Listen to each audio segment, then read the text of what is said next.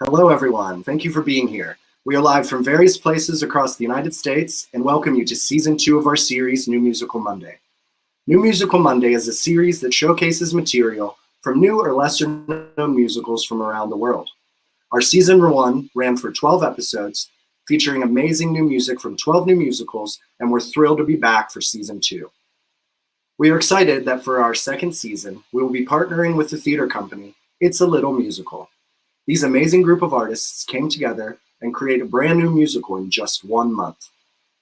In a very special season premiere, I'm so very happy to have the members of the company here with us tonight to give us some insight into just how they do it.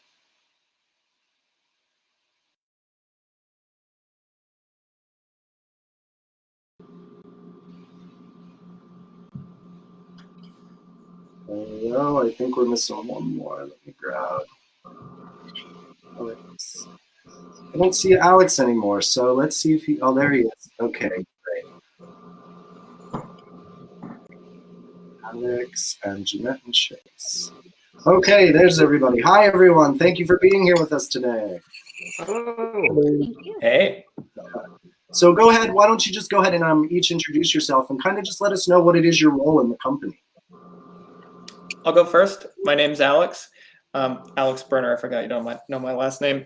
I'm a songwriter and producer for this, as well as we all do a lot of stuff. So also music production, some mixing, a bunch of different things. But those are my two primary roles.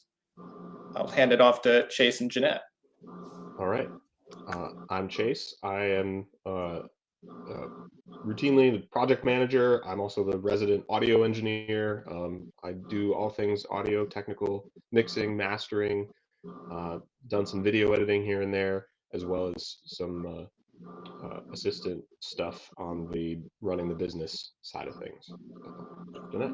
Yeah, I'm Jeanette Palmer. I'm the resident director here, and I also do some of the social marketing and media work as well.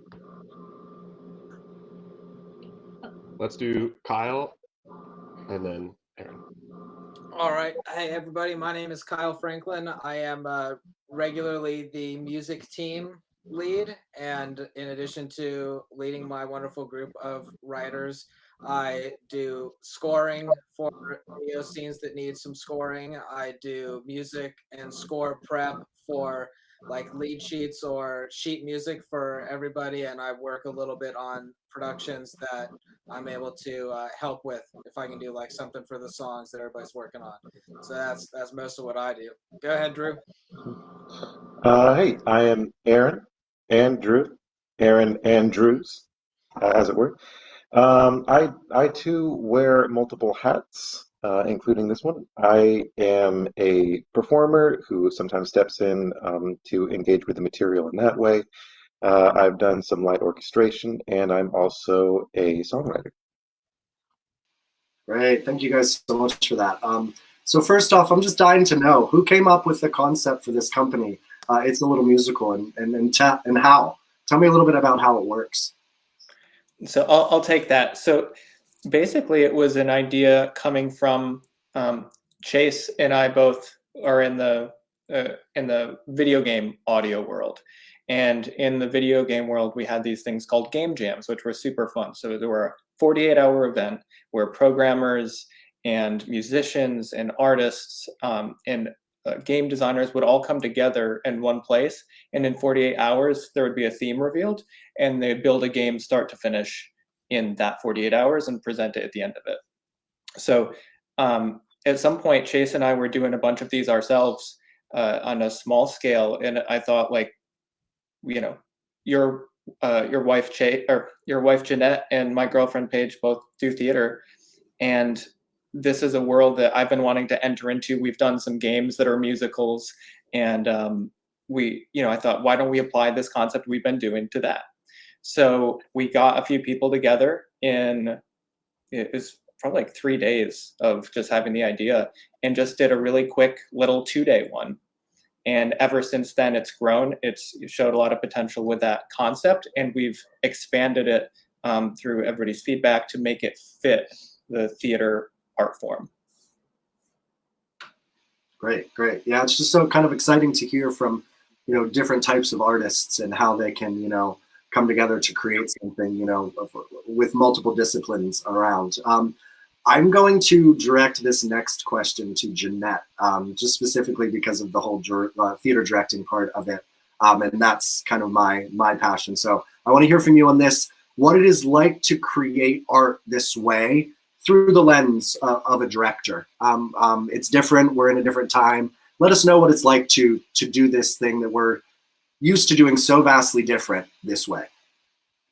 Right, yeah, absolutely. So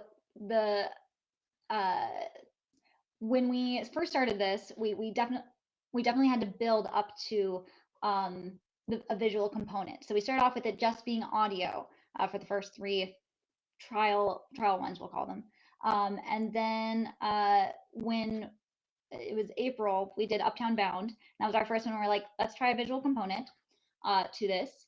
And definitely that was still when we were in the flux of the pandemic. So it was definitely a challenge to try and figure out how we could make a story happen that felt similar to what we're used to in terms of interacting with each other when you can't interact with each other, you know, in the platform that we have. So we definitely had to think a little bit outside the box. And we started with that one with having to really meticulously plan where everybody was going to be stationed on the final screen. So we, in blocking, had to say, okay, for this scene, this person is going to end up being on your right. And we actually did color-coded boxes so everyone could kind of have an idea of where they were going to be, kind of like Brady Bunch style. That's kind of what we did. And we, you know, it came off in a way that wasn't too cheesy. It actually landed pretty well where you got lost in, oh, it actually looks like they're communicating with each other, because we definitely worked on reacting in rehearsal and recording each other's lines in rehearsal. So then when they went back to record on their own, they could then act off of each other's recording still, and it could kind of still be a little bit authentic. So that was that first project there. And then coming on this one here, we were blessed that so many of the actors were vaccinated, and we were able to do some kind of musical theater magic. And that totally was a game changer. And we were very, very pleased with how we were able to connect both the people who were vaccinated and can do in-person work, and then we also were still able to insert one of our other cast members who's in Michigan, and insert him in a FaceTime way. So there was definitely been a lot of arranging and you know, reworking that process. But the hardest part would probably be just rehearsals in general. I know Drew can attest to this as well, because he was in Uptown Bound, so he knows. It was definitely that was probably the newest struggle and obstacle to really solidifying everything. But yeah. Right, it is such a very different way of creating this art form that we're, you know, so used to doing it so very differently. So how is working on these projects different from traditional theater? We know we all see it, you know, it is very, you know, visually different, but as particular practitioners in your craft, let me know what it is that makes it different from doing it the traditional way. Should I? Yeah, let's go with Drew. Yeah. I was going to add that one of the things that I've enjoyed watching unfold as we add the visual element is the idea of when we speak about different disciplines, the discipline and history of filmmaking and how that can be used to enhance the theater experience. Because we're in a unique position of, yes, we aren't able to interact with a live audience, but we can control what the audience perceives, and we have complete control over their gaze to an extent that you don't have in theater. You can use blocking and lights to kind of like nudge people in this direction. We would like you to look at this now, but ultimately, you know, they see what they want to see. So I think that bringing the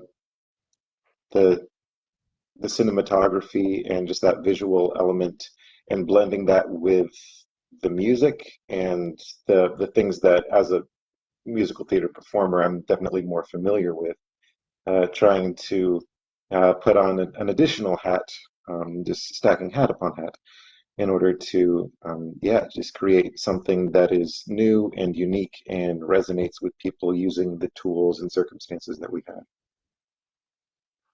Right. And it is, yeah. I mean, it's one of those things that it's so very different from the way that we're used to doing it, and you guys make it even harder.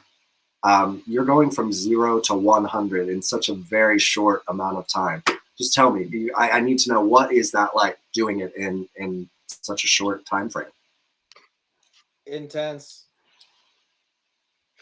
I'm Yeah, sure. I think for me, coming from sort of a more technical world into this, like going from, mixing and mastering music where, the turnaround is like that, or programming game audio where like the turnaround is already like that, going into this process and seeing the creative process unfold in this way, I think what we see from the creative side is the very natural tendency to want things to be perfect, right? To want to sit and develop an idea, which is perfectly normal, but it's also kind of the obstacle in some ways for a lot of artists, myself included, where like if you have no deadline, if you have no time crunch, if you have like, I've got 5 years to work on my next, my next show, like you can get lost down rabbit holes, you can work on things that become frustrating, you can really burn yourself out on things. And when we compress this timeline so quickly, we kind of have to get rid of the perfectionism mindset. And Jeanette, I don't know where you got this phrase from, but you were spreading this phrase throughout the company of, rather than perfection, let's go for elevation. And trying to, well, really watching everyone's mindset shift into that of, let's elevate this, let's make it the best that it can be, and understand, first of all, we are not our work, so if it's not perfect, it's okay. But at the same time, that we can really make some amazing strides to do some really awesome and powerful and meaningful artistic things in a really short amount of time, and like kind of hyperspeed that payoff in the collaboration. And yeah. I mean, I suppose, I guess in itself, it's part of the additional art to the art. You know what I mean? Giving yourself those time constraints, and really putting that high pressure stakes, atmosphere around it, and I'm sure it allows the ability to create differently. Being in that, which I think is great. Now, what is the goal behind producing musical theater content this way? I'm sure maybe it's a new thing, maybe it's something that we've conformed to with the times because of what's going on. But for you guys as a company, what is your goal for doing it this way? I can take part of that question. Other people might have other things because we have many intertwined goals with this. But I think one of the goals in the way that we process is actually a process-oriented goal, in which case the product at the end is just the thing it needed to be for us to do the process. So Jeanette had mentioned earlier, they were all audio in the beginning. The first couple were just audio. It's because you need something at the end of the pipeline when you're working, on a product. Something needs to be done. But the thing we were more interested in was what we can do in this process, less about what comes out the other side. And one of the big focuses on the process has been that we've tried to practice and has led us down into this wonderful movie sort of musical that we've landed on with our last one, is the idea of working collaboratively together, taking in our small little creative space and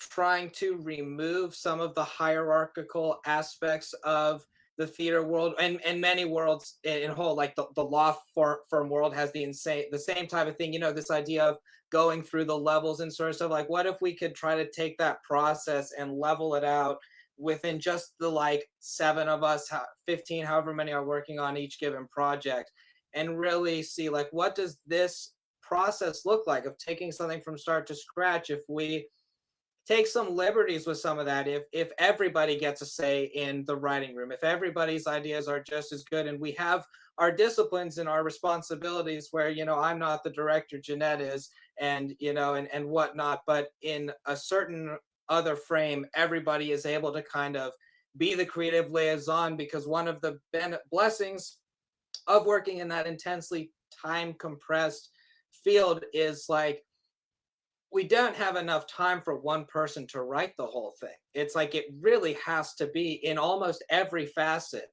a collage of everybody's input, which is, I think, in terms of process wise, I don't come from the traditional theater world, so I don't really know how they're made from bottom to top. But I think that just in any industry, that type of collaborative collage that really is formed out of mutual respect and excitement for making something, like Jeanette said, that's elevated, that we can all just be excited about, is one of the big focuses that thankfully works its way into these wonderful pieces of content that actually are on the other side. But much of the goal is actually, for me personally, been tied up in just how we make these things in general. Yeah, and I want to touch on one thing Kyle said there, which was kind of the taking into account everybody's perspectives and input, right? Like every single person that's been a part of this has offered some extremely valuable piece of input that we've taken and incorporated into it from all their unique experiences and their point of view from what they do as a profession. And there's many times when it's something Drew says just triggers something in me to be like, oh, there's a better way to do this. Let's just do it that way. And just that happens so much. And having open lines of communication to be able to each time we do this, have it be improved. And to touch on that as far as the process, like Kyle mentioned, one of the reasons that it's shorter time frames is that so we can get feedback from the team and the audience faster. We don't want to spend 1.5 years on a show just to get all the feedback we could have gotten after a month. So it's a kind of a short, fast track to feedback in which we need to improve. So I think it just speeds everything up. Right. I mean, when you're starting out, when you're trying to create something, feedback's the most valuable thing that you can receive. So, I mean, it makes complete sense that kind of is in there in the statement of, what it is that you guys do. So how is it, because you work with so many people in this one project, how do you stay connected and consistent in creating? How do you keep it all organized and on the narrow and straight to get to the end of the product? Through Chase's grand innovation of bringing us onto the platform of Microsoft Teams, not a sponsor. Yeah, although Teams, if you're listening, call us. Yeah, so from a technical perspective, using a tool like Teams to collaborate was a complete game changer to just get everyone in. And it's like one of the things we saw when we started using Teams was, for example, all the songwriters stuck all their lyrics in one big document. And that meant that Jeanette could go through all of those, the actors could comb through all of those and start building character stuff. And as lyrics are changing, we're seeing updates. And it's the same kind of thing you could do with really any cloud drive thing, but that's the same platform where we have our video chats and the same platform where we send files back and forth. And so from a technical perspective, that's a big game changer. Maybe you want to address the creative perspective. Yeah, I think just because it's such a short timeline, we all have to be super communicative. So, we're constantly picking up the phone, calling somebody saying, hey, I had an idea about this part, or, hey, I looked at these lyrics and, what if we, maybe did something here, and I mean, it's just constant conversations, and I think that's something that's beautiful. And that's something that we really value is people in our company feeling comfortable to step up and say, hey, I've got an idea, or, oh, hey, I saw that thing. Let's, can we talk about this and adding this, or, and I think that's definitely helped us in our process to create so quickly as well, because there's so many brains and eyes looking at things. Yeah. And to touch on that last thing that Jeanette was talking about briefly, with everybody having these ideas and chasing that people are able to look at these documents, this is because we we have to do everything in parallel, right? Like actors, the story being written, what the order of scenes are, what scenes are being added, cut, if any, like dialogue, all these things, song production are all happening at the exact same time. There is no like, we wrote the story and the script, now write the songs. Now the actors get the finished songs. Like it doesn't work that way. There's not enough time. So the other thing that really makes that communication and that collaboration so valuable is really it's anybody's game. It's not like, well, we have a fully fleshed out script that took us 3 months to write. We'd really appreciate if you didn't start throwing wrenches in the works. Like, what if we radically changed the ending? But in our line of work, it's like nothing is set in stone. The ending song is being written as we speak. The characters, who knows what's going to happen? We're hashing out the script at, that'll be ready by rehearsals, I hope. And it's like, so what if we do change the ending? And then the question, instead of becoming a logistical annoyance because nothing is actually made, becomes an exciting question of, well, what if we change the ending? Does this make the ending better? And then that becomes the real question, is anyone's random ideas. It becomes less of that's going to be a real pain to work in, because it's actually not. Everything is still in flux and being worked on as we speak. So then the operating question is, does this actually take this to a new level? And that's another really exciting part of the collaborations, and having things like teams and those open lines of communication really fosters that not only exponential process of creation, but of developing something into the best that it can be in real time. Yeah, no, absolutely. And it was kind of good to get the insight from different disciplines, because we are sitting down with very different people in the industry, and what it is that you guys all come together to do to create. So getting that insight is great to hear from different people. So your story on your website mentions that It's a Little Musical is about the process and the people. Can you let me know what it is that you mean by that? I'll start that one off. So that was a way of kind of describing the two core elements. We've already touched a little bit on the process, but it's basically a structure that allows all the people to function in an organized way to fulfill a collective goal.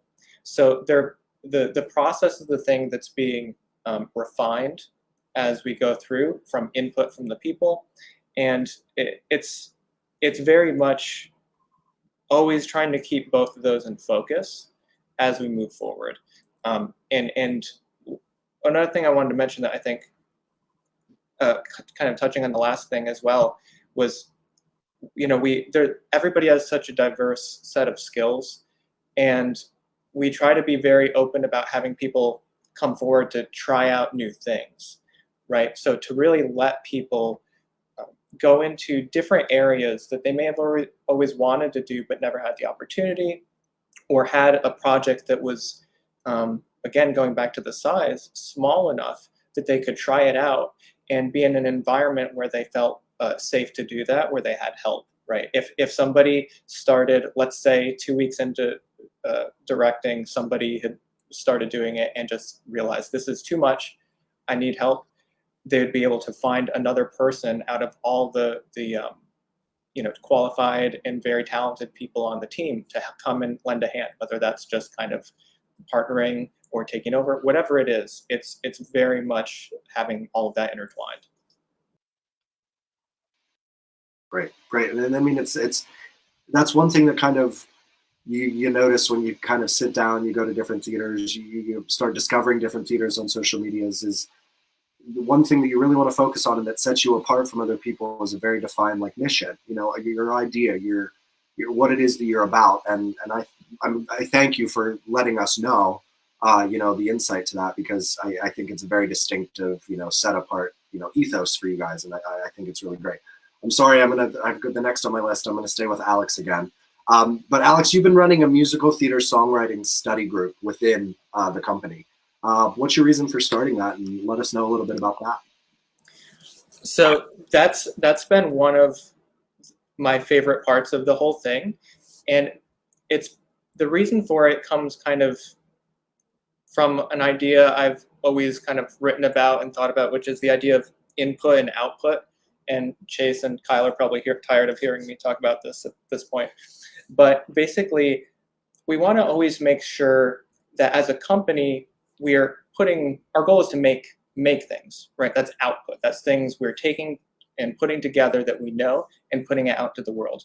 But I also wanted to make sure that we're always getting new input, right? Learning new things and being able to incorporate that into what we're putting out there, right? The basic necessary elements of creativity is being able to combine new things or combine things into new ways. So we want to make sure we have the best knowledge about everything we can to be able to make better quality stuff. And it was also for me on a personal level to really do a deep dive into musical theater writing. I come from a scoring background, and although I've written songs and stuff before, there was a massive focus on narrative and how to fulfill that over the course of a show that has been super valuable, where we take songs and we analyze them. And there's been so many takeaways that I've learned from that.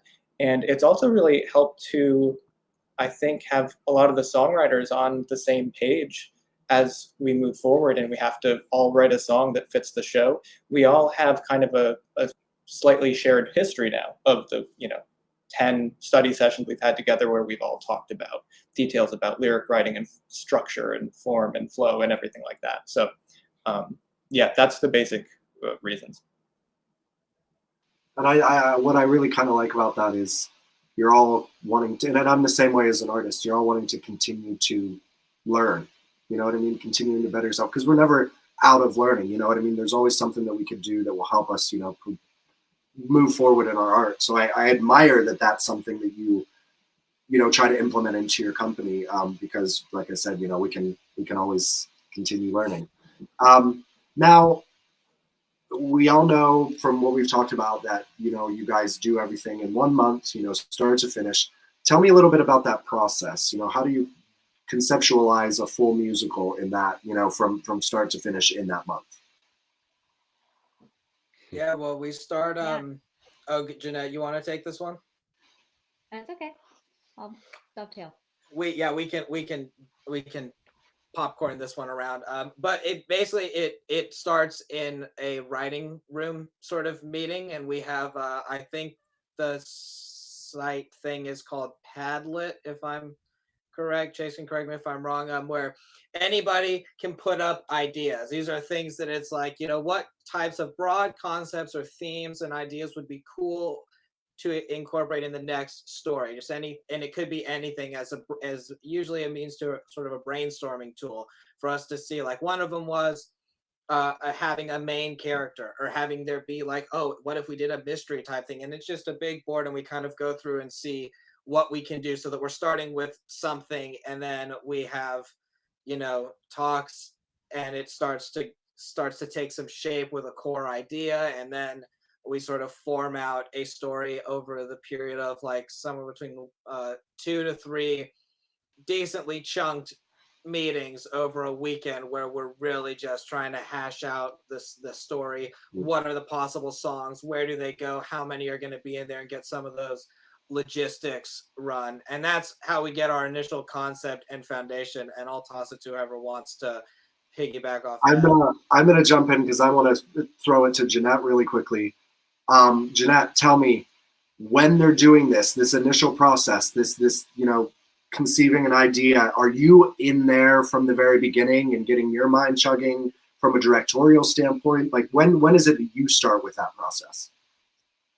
Yeah, absolutely. So that's, again, what's wonderful about this process is that it's the songwriters, it's our script writer, Phil Buckman, myself. If any of the actors are available and want to be there as well, they're more than welcome to attend, so that we can just really flush out as many ideas as possible, and incorporate any ideas that come to people's heads. And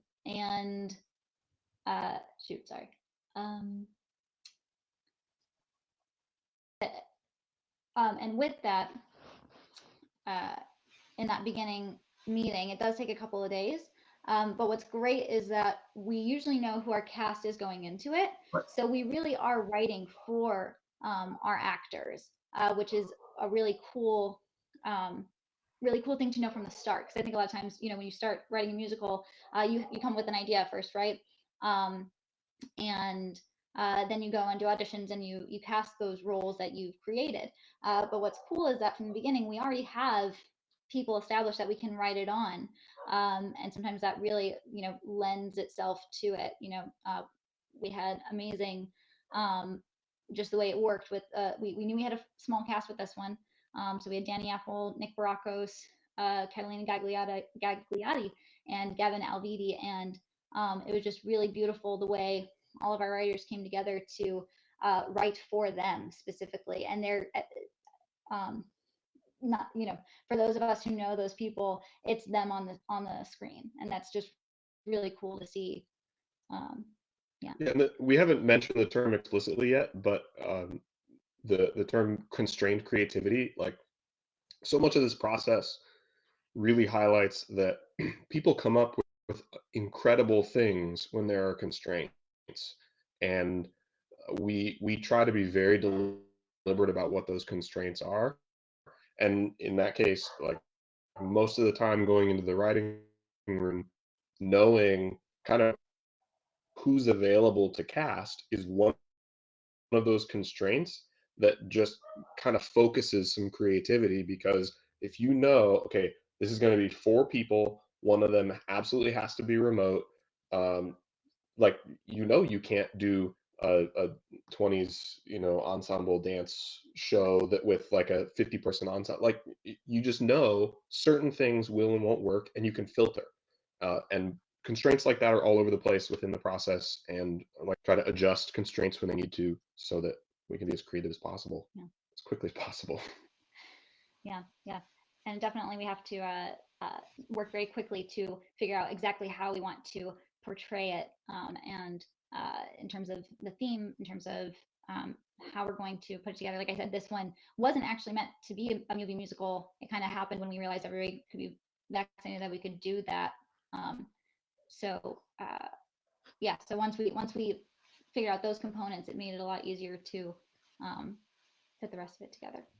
Well, and what you guys were just talking about kind of leads me into the next thing perfectly, is what were those challenges in itself of doing it remotely? I mean, I'm not sure exactly how, if any of you were actually able to get into a room, or if you were still doing it all like this. Like, how was the whole idea of it being remote a challenge for you guys? Yeah. I've got a couple, if that's all right. I know that the challenges are vastly different depending on whether you are a part of the creative team or whether you are an actor, because there are certain things that are kind of baked into the performer's craft, that are just much easier and simpler, if you're in the same room as the person that you're performing with. I think that from the creative side of things, it's not as constrictive, just because of advances in technology and the ability to have these remote brainstorming sessions where we are kind of able to all be on the same page about the thing. One thing that can be difficult, just logistically, is the time difference. Because I know we have some people on Eastern Standard, I believe. We have some West Coast folks, and then some people who are smack dab in the middle of the US of A. So it's very difficult, especially when so many long and frequent meetings are required in order for everyone to be on the same page of the process, in order to be updated as things evolve and change. It's been interesting how, I've had multiple sessions where I'm sneaking off to a corner at work, and I'm like, okay, here we go. And it's like someone else is eating brunch, and it's just been really fascinating to see all these people, and also how things like that can even affect the creative process. Like, if someone is tackling a problem in the early morning versus the middle of the afternoon versus late at night, each of those things inadvertently affect the kind of insights that we have. And so that's been really interesting to see as well. Yeah, anybody else want to throw in about the remote challenges? It's I just want to comment. It's been fun and funny to try to maximize what Drew just mentioned with time zones and people's schedules. Like we probably have somebody awake at every hour of the day, even though we're in the US, just based on when we all go to bed or don't. And so it's funny knowing like, okay, I'm gonna get to bed late, or Kyle knows the person he's going to send a file to is going to get up early, so it works out. He stays up a little late, and then there's a nice 4-hour block between from West Coast to East Coast, or vice versa. I often am kind of struggling to get stuff done before late at night to be able to get it to people who wake up much earlier than me, because I don't want to wake up at 11 and just get started and then have them have to wait till 4 to get it. So it definitely has some implications, but I found that part to be pretty fun. Well, I guess it's kind of the beauty of it, right? Getting to work with people, you know, from wherever. You know, it allows you that freedom to be able to, you know, connect and work with other artists, which I think is great.